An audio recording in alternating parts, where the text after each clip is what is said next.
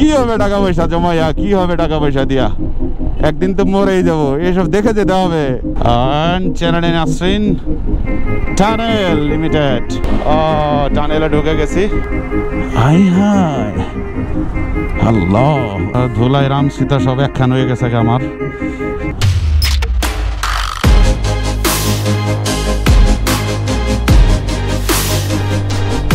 কেমন লাগে গাইস, কেমন লাগে, লাগে কেমন আপনাদের? আমার তো কোনো জবাব নাই, জবাব নাই, জাস্ট স্পিচলেস হয়ে গেছি। আমি কি বলবো, দেখেন চিল উঠতেছে কত কাজ দিয়ে। এটা চিল না ইগল, চিল। স্যাডেলিং করে একটু অস্থির। হোয়াট এ ভিউ, এত টাকা খরচ করে এত কিছু করে, এজন্যই তো এসেছি। হ্যাঁ, এই পাহাড় গোলা, এই পাথর যদি একটু একটু ভাঙ্গে যদি পড়ে, একটা ছোটখাটো জিনিস পড়লো আমি শেষ। এটা হলো পাহাড়ি এলাকার প্রথম ভয় আর কি, যদি দুই একটা পাথর টাথর ভাঙ্গা ডিঙ্গা পড়ে কাম শেষ। হে বয়, हम एक्सपल्स का मजा लेता है। ये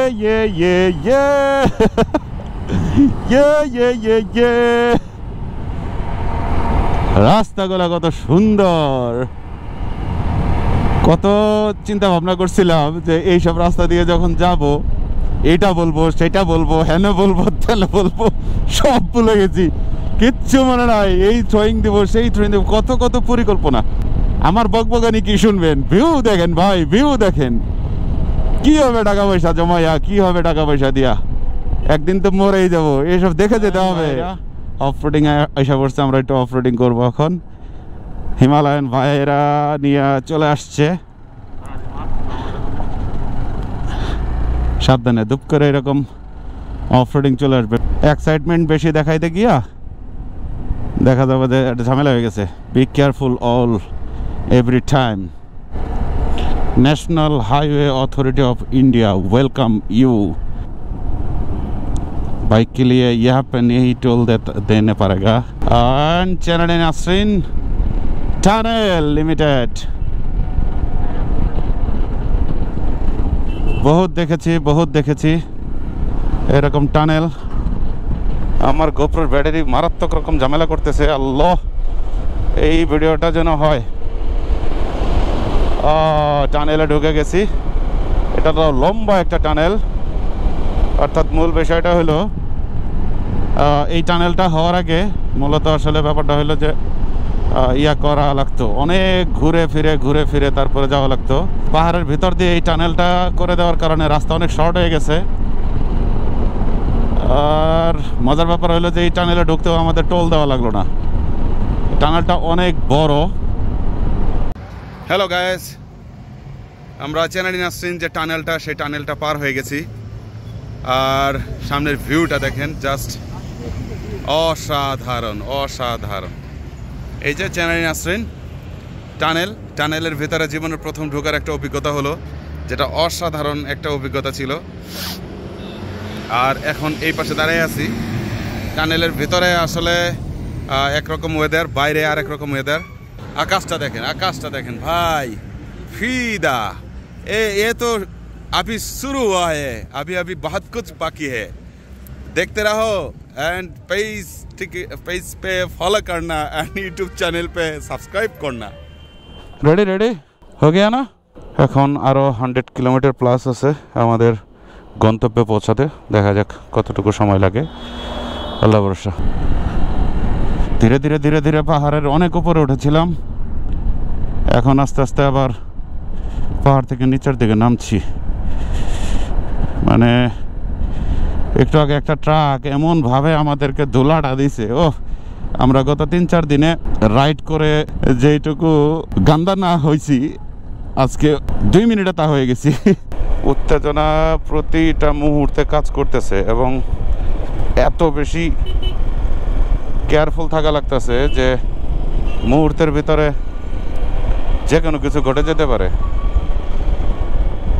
আমাদের আগে একজন পেহেলগাম পৌঁছে গেছে গতকালকে, আমাদেরকে মেসেজ করে বলেছে যে প্রচণ্ড ঠান্ডা নাকি ওখানে।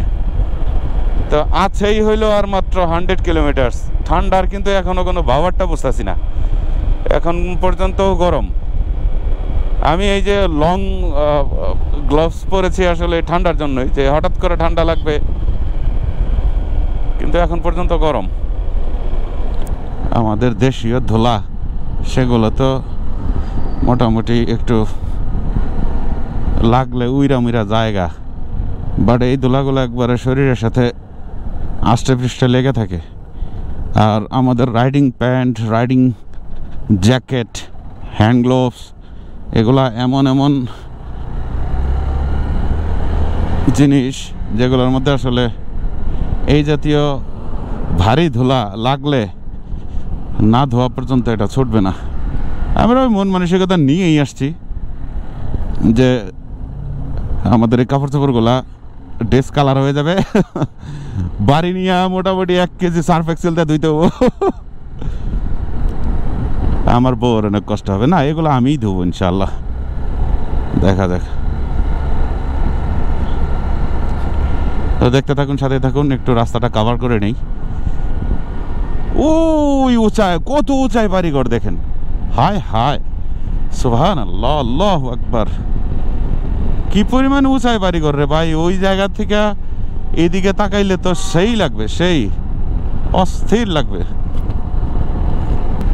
পাহাড়গুলো দেখেন একবার, কেমন কেমন পাহাড়।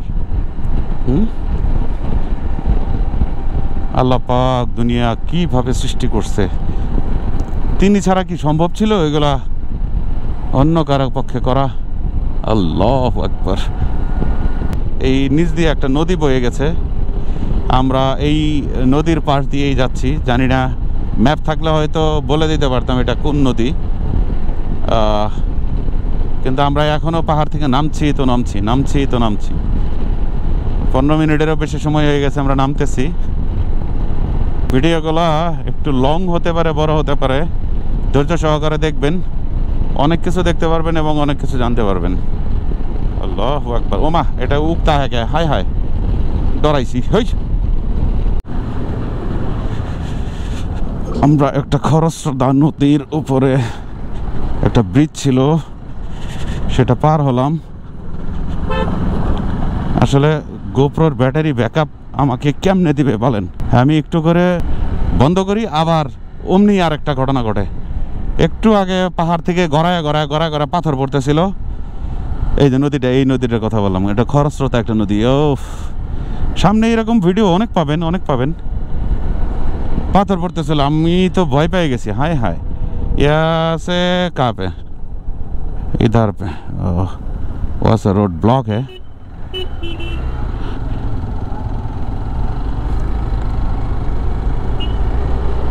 তো পাশা ভাই তো খেয়ালই করে নাই, আরেকটু হইলেই পাশা ভাইয়ের উপরে পাথরগুলো পড়তো আর কি। জীবনের প্রথম পাহাড়ের উপর থেকে এরকম পাথর পড়া দেখছি। হায় হায়, এগুলা যদি একটু পাথর মনে করেন যে শরীরের উপরে পড়তে পারে, গুলির মতো লাগবে সোজা। ওই দূরে একটা পাহাড়ে আইস দেখতে পাইছি, যেটা জীবনের প্রথম দেখা পাহাড়ের গায়ে আইস, মানে স্বচক্ষে দেখা আর কি।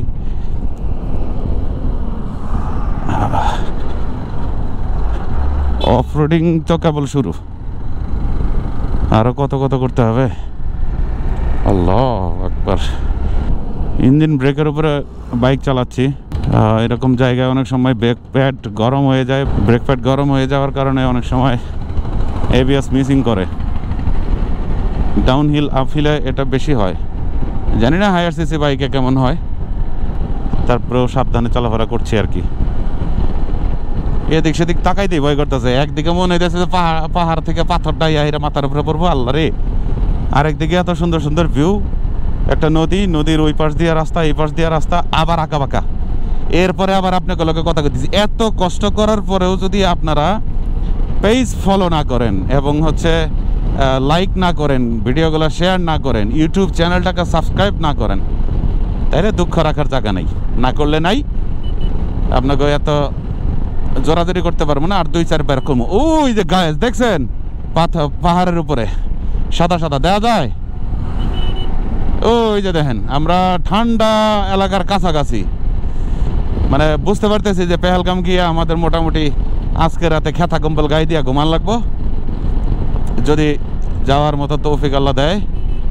অসাধারণ লাগতেছে, মনে হইতেছে যে একটা কোনে মানে কি বলে কোন আইসক্রিম যা খাইছেন, একটা কোনের উপরে একটু সাদা ভ্যানিলা আইসক্রিম দিয়ে দিছে, এরকম মনে হইতেছে।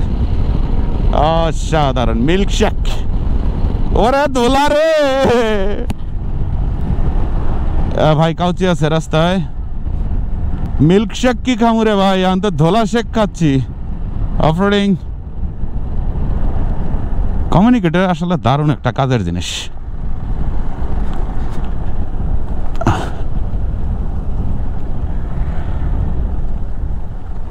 Oh my God!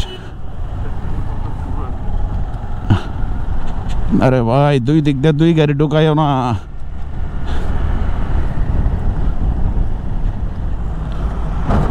নিচে ওই যে নদী, ওরে বাবা রে ভাই, নিচে কি পানির স্রোত, হায় হায়।